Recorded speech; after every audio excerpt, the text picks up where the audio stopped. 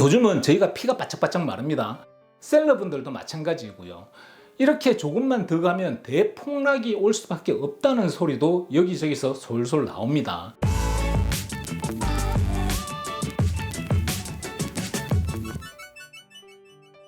안녕하세요, 제이정입니다. 날이 길어지고 기온이 오르고 있습니다. 여름이 오고 있습니다. 어떤 날은 완전 여름 같고, 어떤 날은 여전히 조금 쌀쌀하고, 또 어떤 날은 흐리고, 요즘 날씨가 좀 변덕스럽습니다. 요즘 날씨가 캘리포니아 날씨답지 않은 것 같습니다. 요즘 부동산 마켓도 시기와 다르게 변덕스러운 것 같습니다. 매년 이맘때면 판매를 알리는 사인이 꼽혔다 뽑혔다 하고 오픈하우스마다 바이어가 줄을 서야지 되는데, 요즘은 나와 있는 집집마다 조용해도 너무 조용합니다. 요즘은 저희가 피가 바짝바짝 마릅니다. 셀러분들도 마찬가지고요. 이렇게 조금만 더 가면 대폭락이 올 수밖에 없다는 소리도 여기저기서 솔솔 나옵니다. 2003년부터 2007년까지 대폭락장 이전에는 연평균 663만 건의 주택이 판매되었습니다. 반면 2012년부터 2019년까지 회복 및 확장기에 들어선 이후 판매 건수는 연평균 520만 건으로 감소했는데 22% 줄어든 수치입니다. 2008년부터 2011년 사이의 폭락장 이후 지속되어 온 흐름입니다. 점점 더 많은 주택 소유자들이 집을 오래 보유하려고 하고 움직이지 않고 자리에 머물려고 하고 있습니다. 2023년과 2024년에는 모기지 금리가 훨씬 높아져서 시장에 집을 내놓은 주택 소유자 수는 더욱 줄었고 구매 수요도 급격히 약화되었습니다. 평균 재판매 건수는 408만 건으로 떨어졌고요. 이것은 2008년에서 2011년 폭락장 이전보다 무려 38% 감소한 것이고, 지난 10년간의 회복기와 비교해도 22%나 낮은 수치입니다. 이처럼 전국적으로 그리고 지역적으로도 주택 거래 건수는 훨씬 줄었습니다. 10년이 넘는 이 트렌드는 이제 새로운 표준이 되었고, 높은 금리는 이것을 더욱 심화시켰습니다. 2024년 거래 기준으로 오렌지 카운티 주택 순환율은 평균 35년에 한 번 거래되는 그런 수준입니다. 오렌지 카운티와 전국의 많은 주택 소유자들이 자리에 머무르기를 선택하는 데에는 여러 가지 이유가 있습니다.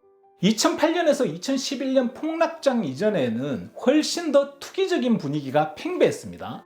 너무 많은 사람들이 거주용 집을 투자 수단으로 간주해서 대출 자본을 현금처럼 활용을 했고, 빠른 수익을 기대하면서 집을 자주 바꾸었습니다.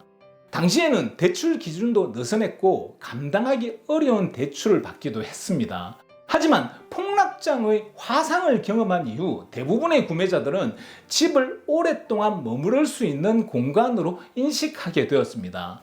이제 사람들은 자신이 사는 거주용 집의 투자성을 절제하고 영원한 집을 그런 집으로 여기면서 안정성과 이웃과의 관계, 공동체 의식을 중요하게 생각하게 되었습니다. 여러 가지 이유로 내가 사는 집이 오르는 것은 큰 의미가 없다고 인지하시는 분들이 많이 늘었습니다. 사실 저도 대표적인 그런 케이스입니다.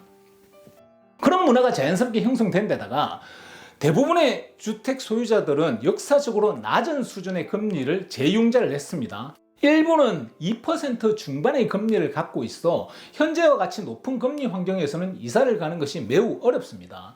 게다가 베이비붐 세대는 퇴직 후에도 다운사이징을 하지 않고 여러 가지 합리적인 이유로 살고 있는 집에 머물며 나이가 들어가는 것을 선택하고 있습니다. 연식이 좀 오래된 동네에는 그런 분들이 많으십니다. 고령자들이 집에서 여생을 보낼 수 있도록 지원하는 산업도 생겨났습니다.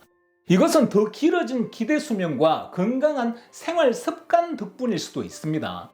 많은 사람들은 은퇴하고 고령자들이 대거 집을 팔며 실버 쓰나미가 올 것을 기대했지만, 그분들은 이전 세대보다 훨씬 느린 속도로 집을 팔고 있습니다. 이러한 모든 요인이 합쳐져서 주택 순환율이 낮은 원인이 되었습니다. 이 낮은 주택 순환율은 이제 고착되었고 그 결과 2012년부터 2019년까지 재고 수준이 낮은 상태가 지속되었습니다. 팬데믹은 이 문제를 더욱 악화시켰습니다. 금리가 사상 최저치로 떨어지면서 시장에 나온 매물은 상상할 수 없을 만큼 줄었습니다. 이제 금리가 상승하고 수요가 줄면서 재고가 코비드 이전 수준으로 증가하면서 많은 사람들은 공급 과잉이라면서 시장에 불균형이 생겼다고 주장할 수 있습니다. 저 역시도 지난 10년의 부동산 상황과 비교를 하자면 공급 과잉이라는 생각을 합니다. 하지만 냉정하게 제대로 된 수학적 관점에서 보면 이것은 오히려 주택시장이 수요와 공급의 올바른 균형으로 돌아가고 있는 과도기일 수도 있습니다. 예를 들어 금리가 다시 6% 이하로 떨어지면 수요는 어느 정도 증가할 것이고 재고는 또 다시 어느 정도 줄어들 것입니다. 거래 건수는 어느 정도 늘어나고 순환율도 어느 정도 회복되겠지만 그 수준은 2012년에서 2019년의 평균 정도에 머물 것이고 많은 주택 소유자들은 여전히 옮기지 않고 자리에 머물러 있으려고 할 것입니다. 최근 2주 동안 매물수가 282채가 증가해서 7% 상승했습니다. 이것은 2020년 7월 이후 가장 높은 수준이고 올해 1월 수준 이후 가장 큰 증가폭입니다. 올해 주택시장의 주요 흐름은 전례 없는 속도로 매물이 증가하고 있는 것입니다. 실제로 올해 초부터 5월 초까지 2067채가 증가한 것은 2010년 이후 폭으로는 최대의 폭입니다. 봄과 여름 시장 동안 매물은 계속해서 늘어나는 경향이 있습니다. 올해의 차이점은 2022년 이후 금리가 7%에 늘어나드는 그 이후 한동안 판매자가 많이 없었던 시장에서 이제 많은 주택 소유자들이 매도를 나서고 있다는 점입니다. 2023년에는 주택 판매에 참여한 소유자가 가장 적었고 2024년에는 다소 증가했지만 여전히 팬데믹 이전 평균보다 훨씬 낮았습니다. 2025년에는 전년 대비 19% 더 많은 신규 판매자가 등장했습니다. 2023년도와 비교하면 무려 39%가 증가했습니다. 하지만 진짜 문제는 구매 수요가 낮은 수준에 머무르고 있다는 점입니다. 팔려는 사람이 많아도 사려는 사람이 많으면 문제가 될 것이 없는데 팔려는 사람은 많은데 사려는 사람이 많이 없다는 것이 근본적인 지금 부동산 시장의 큰 문제인 것입니다. 이로 인해 매물들이 빠른 속도로 누적이 되고 있는 것입니다. 여러 가지 이유가 있는데 이자율이 너무 높은 것도 있고 분위기상 경기 침체가 올 것 같다고 여기시고 우려해서 망설이시는 바이어 분들도 계시고 물가가 순식간에 너무 오르다 보니까 써야 할 돈은 한정돼 있고 돈이 줄어들어서 엄두를 못 내시기도 하고 그 외에도 여러 가지 복합적인 문제가 얽혀 있는 것입니다. 지난달 한 달간의 신규 계약 건수를 기준으로 수요 지표는 최근 2주간 1,546건으로 턱없이 낮게 유지되었습니다. 이것은 2004년 관련 통계를 집계하기 시작한 이후 5월 중순으로는 가장 낮은 수치입니다. 5월은 지금의 3배 이상의 계약이 체결되어야지 정상적이라고 할 수 있습니다.